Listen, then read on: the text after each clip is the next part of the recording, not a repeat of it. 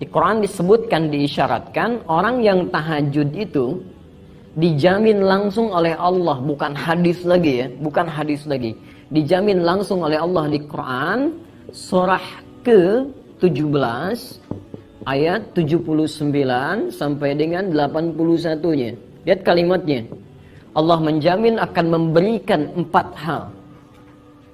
Saya ulang.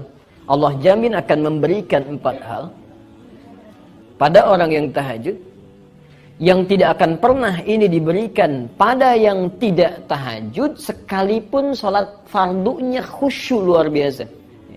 Ibu sholat misalnya 5 waktu sampai menangis terseduh-seduh, khusyuknya luar biasa. Anda tidak tahajud, Anda nggak dapat yang 4 ini. Ini khusus hanya untuk yang tahajud. Ya.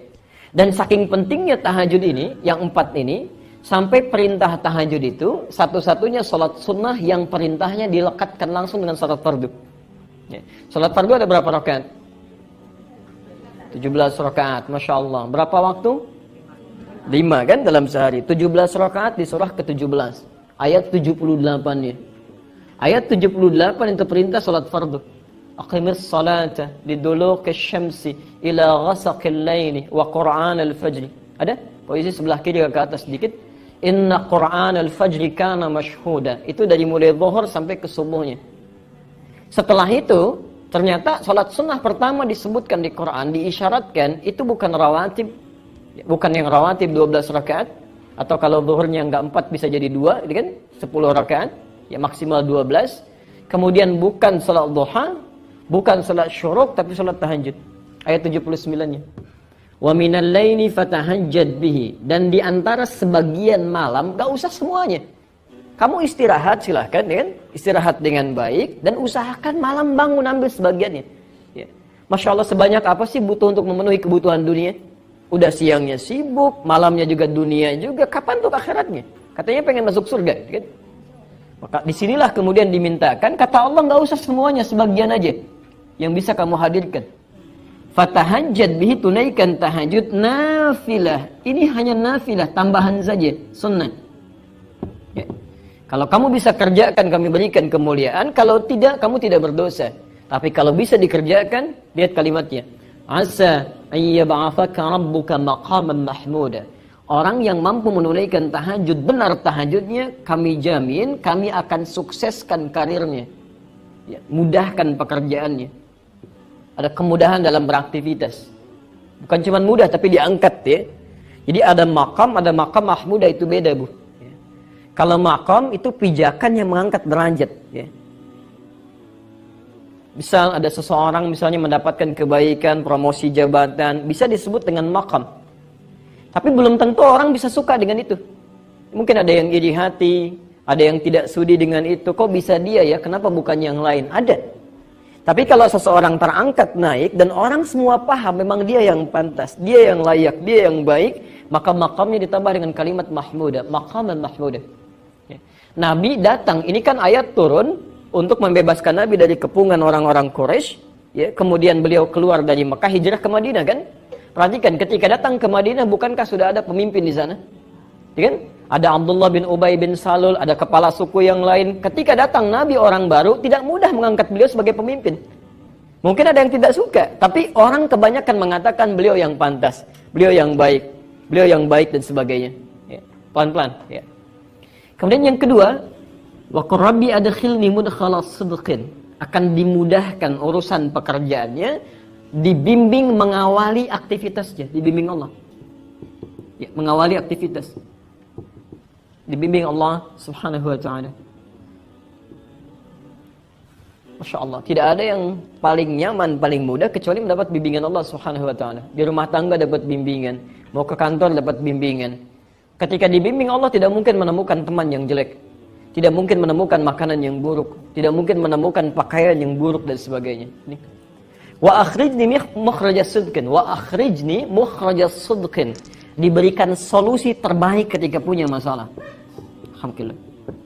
Ibu sedang jalan nih, begitu jalan, kan? Masya Allah, tiba-tiba ada petugas berseragam kasih isyarat, bu, minggir gitu ya. Baik, apa yang sudah tergambar dalam benak ibu? Baik, tilang dan sebagainya. Ini kadang-kadang orang suka keliru ya. Ya, suka keliru gitu. Kan tidak, Masya Allah. Ibu jangan membayangkan sesuatu yang kurang baik dulu gitu ya. Boleh jadi beliau mau mengecek, menunaikan tugas dan sebagainya. Kadang suka salah persepsi. Datang itu untuk nanya, tiba-tiba ngeluarin SIM, ditanya enggak gitu kan. Atau yang salah kaprah mengeluarkan uang misalnya, kan nggak diminta, kenapa dikeluarin? Ya.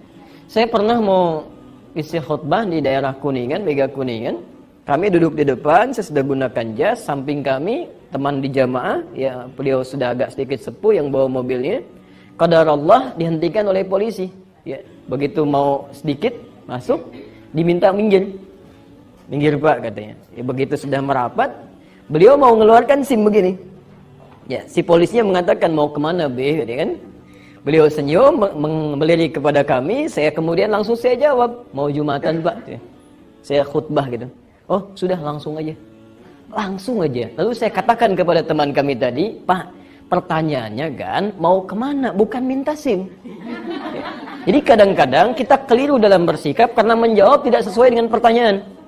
Ya. Ibu bisa pahami nggak, anak kita sekolah, ada pertanyaan, dijawab tidak sesuai dengan kadar pertanyaannya, salah kan?